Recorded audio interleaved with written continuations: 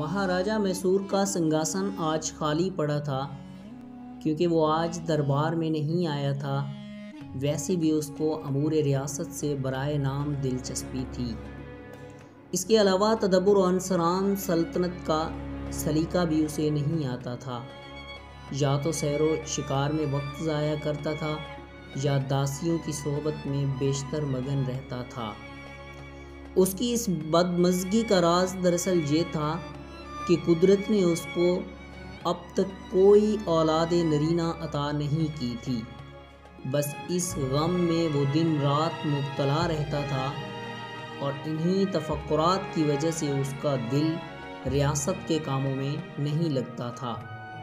اس کا نتیجہ یہ ہوا کہ ریاست میں بہت ضعف پیدا ہو گیا تھا اور اس کا وزیر نندراج ریاست کے تمام امور میں دخیل ہو گیا تھا۔ اول تو اس زمانے میں ریاست میسور بہت ہی چھوٹی سی تھی۔ بس یہ سمجھ لیجئے کہ اس کا کل رقبہ 33 دیہات پر مشتمل تھا۔ یوں کہنا چاہیے کہ ریاست کیا تھی، ایک برگنہ کہہ لیجئے۔ دوم اس کی آبادی و پیداوار وغیرہ بھی اسی تناسب سے بہت محدود تھی۔ لیکن جب اسی مختصر ریاست کو حیدر علی جیسے تدبر آشنا اور زبردست حکمران نے سنبھالا تو اپنی قوت بازو سے اس کا رقبہ 80,000 مربع میل تک پھیلا دیا تھا۔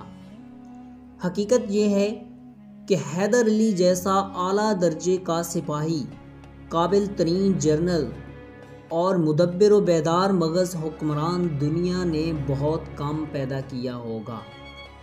موجودہ ریاست میسور کا رقبہ تقریباً 29,400 مربع میل ہے، یعنی زوال سلطنت خداداد کے بعد 80,000 سے صرف 29,000 رہ گیا۔ بہر نو راجہ میسور کے زمانہ میں تو میسور ایک برائے نام ریاست تھی جس کو 33 گاؤں کا مجموعہ کہنا چاہیے۔ دکن والے حیدر علی کے اس احسان سے کبھی سبکدوش نہیں ہو سکتے کہ اس نے سرنگا پٹم میں سلطنت خداداد جیسی توسیع و خوشحال ریاست قائم کی، جس کو افسوس خود دکن والوں اور مسلم کش و غدار نظام نے دشمنان وطن سے مل کر ختم کر دیا۔ کرشنا راجہ نہ صرف احمق تھا بلکہ اپنی طرح دوسرے لوگوں کو بھی بے وقوف سمجھتا تھا۔ جب وہ آج دربار میں نہیں پہنچا تو وزیر سلطنت نندراج نے بازیابی کی اجازت چاہی۔ واسی نے آ کر اطلاع کی مگر راجہ نے کہہ دیا کہ آج وہ کسی سے نہیں ملنا چاہتا۔ اسی اثناء میں رانی لکشمی بناؤ سنگھار کے لیے چھم چھم کرتی آئی اور اپنے پتی کے پاس آ بیٹھی۔ کیا بات ہے سوامی، آج اداس کیوں ہو؟ اس نے دل ربائی سے پوچھا۔ میرے غم سے تم واقف ہو لکشمی، پھر بھی پوچھتی ہو، راجہ نے تلخی سے کہا۔ نہ جانے کیا غم آپ نے لگائے رکھے ہیں، میں تو یہ دیکھتی ہوں کہ آپ کبھی سیدھے منہ بات نہیں کرتے، رانی نے جواب دیا۔ جب تک تم مجھے بیٹا نہیں دو گی میں تم سے خوش نہیں ہو سکتا، راجہ نے پھر کہا۔ رانی ہنسنے لگی اور پھر بولی، لیجئے یہ میرے اختیار میں ہے یا آپ کے اختیار میں؟ ایسا کیجئے کہ بہت سا دان دیجئے، لگان معاف کر دیجئے، لوگوں کی آتما کو خوش کیجئے۔ کنویں میں ڈالو سب کو، مجھے کون خوش کرتا ہے کہ میں کسی کو خوش کروں؟ راجہ نے تلخی سے پھر جواب دیا۔ ہم کوئی لڑکا گود کیوں نہ لے لیں؟ رانی نے کہا۔ میں نے تو کوشش کی تھی مگر نندراج نے انکار کر دیا۔ میں اس نندراج سے تنگ آ گیا ہوں۔ آہستہ آہستہ اس نے تمام ریاست پر قبضہ کر لیا اور اب مجھے بالکل بے دخل کر چھوڑا ہے، راجہ نے کہا۔ نندراج جی برے ہوں یا بھلے مگر میں آپ کے نائک حیدر علی سے ڈرتی ہوں، رانی نے کہا۔ نائک حیدر علی بڑا ہوشیار آدمی ہے، میں تو کہتا ہوں کہ اگر اس جیسا سمجھدار آدمی ریاست کو سنبھال لے تو وہ ملک میں بہت سے بھلائی کے کام کر سکتا ہے۔ راجہ نے کہا، وہ دنیا میں صرف حیدر علی ہی کی فراست کا قائل تھا۔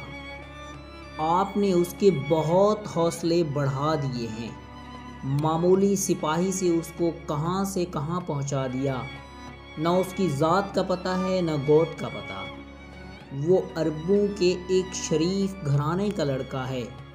رہا اس کی ترقی کا راز، تو اگر اس جیسا سورما میری فوج کا سپہ سالار نہ ہوتا تو مرہٹے اور انگریز ہماری ریاست کو اب تک ہضم کر جاتے۔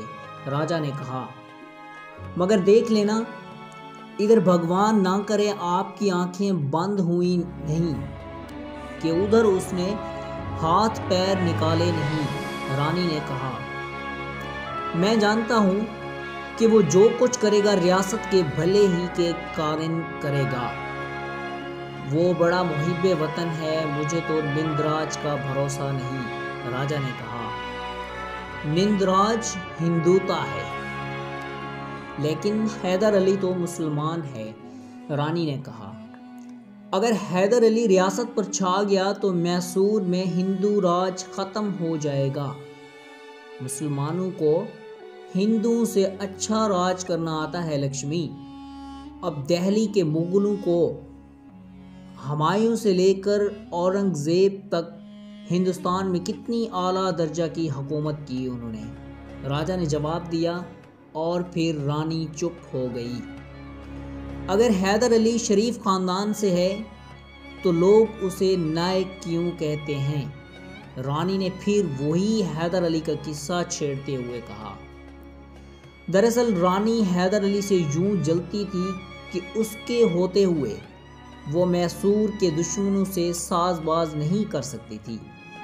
راجہ تو خیر امور سلطنت سے غافل تھا ہی، مگر اس کی رانی بھی وطن دوست نہیں تھی، بلکہ وہ یہ چاہتی تھی کہ کسی دوسری حکومت سے مل کر اپنا کام چلائے، چاہے اس کی کوشش میں وطن کی کوئی کچل ہی ڈالے۔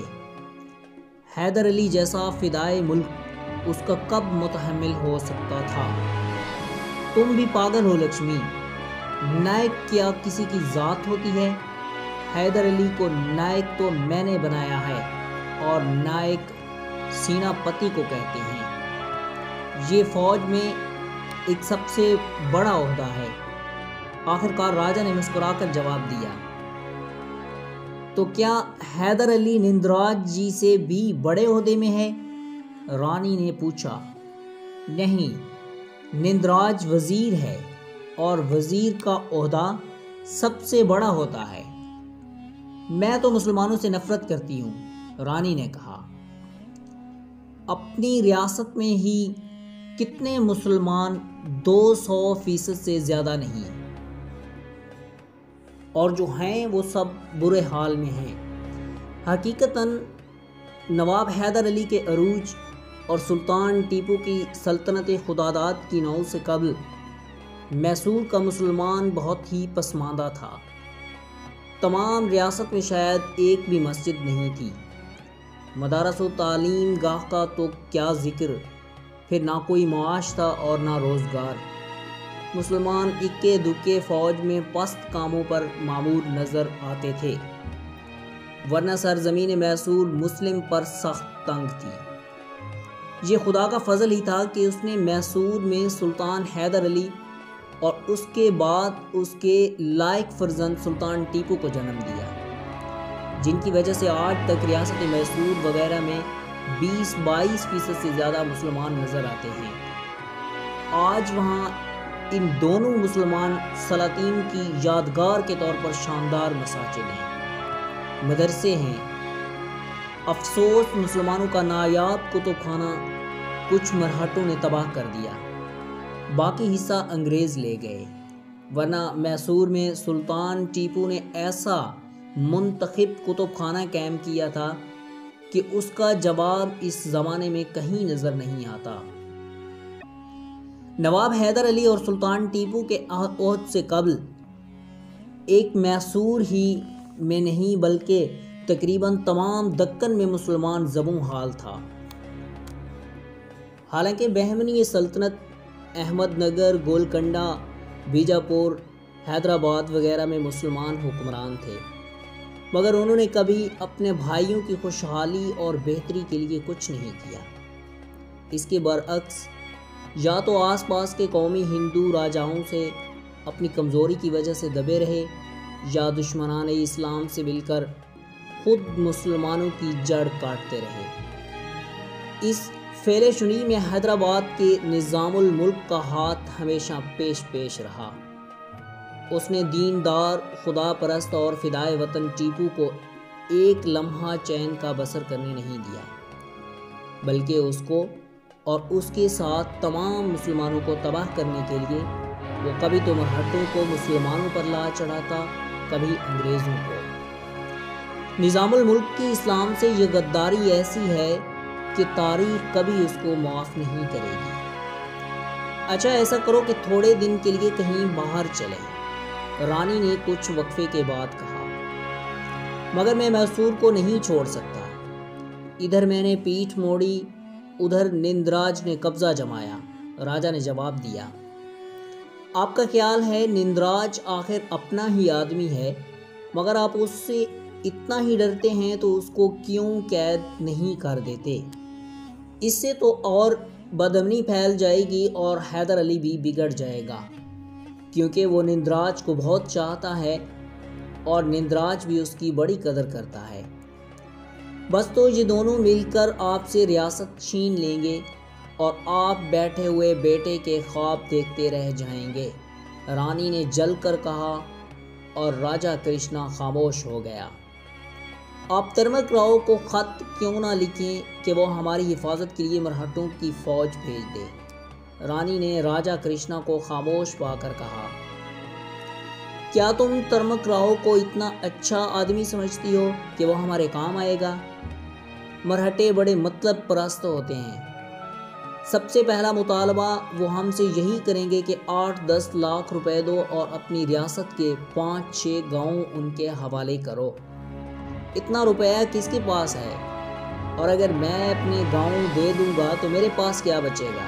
راجا نے کہا، تو بس آپ حیدر علی سے آس لگائے بیٹھے رہیں اور وہ آپ کے لیے سب کچھ کرے۔ رانی نے کہا، مجھے امید ہے کہ حیدر علی کچھ کر سکتا ہے، مگر افسوس نہ تو ہمارے پاس روپیہ ہے اور نہ فوج۔ راجا نے انتہائی مایوسی سے جواب دیا۔ لیکن اس کی یہ مایوسی 2-3 سال بعد حیدر علی جیسے شجاع و اولو العزم جنرل نے مٹا دی۔ اس نے 1 سال کے اندر اتنی فوج اکٹھی کر لی کہ وہ میسور کی حفاظت کو کافی تھی۔ اس طرح مرہٹوں کی لوٹ مار کر کے ان سے بھی بہت سا مال و زر چھین کر اپنی ریاست کے خزانے میں جمع کر دیا۔ مرہٹے علاقہ میسور میں لوٹ مار، قتل و غارت گری کرتے رہتے تھے۔ حیدر علی نے اپنے محدود ذرائع سمیٹ کر ان کا ایسا مقابلہ کیا کہ برائے چند نواح میسور سے بلا ٹل گئی۔ اب راجا کی مسرت کی انتہا نہ رہی اور رانی لکشمی بھی دل میں اس کی بہادری کا اعتراف کر کے خاموش ہو گئی۔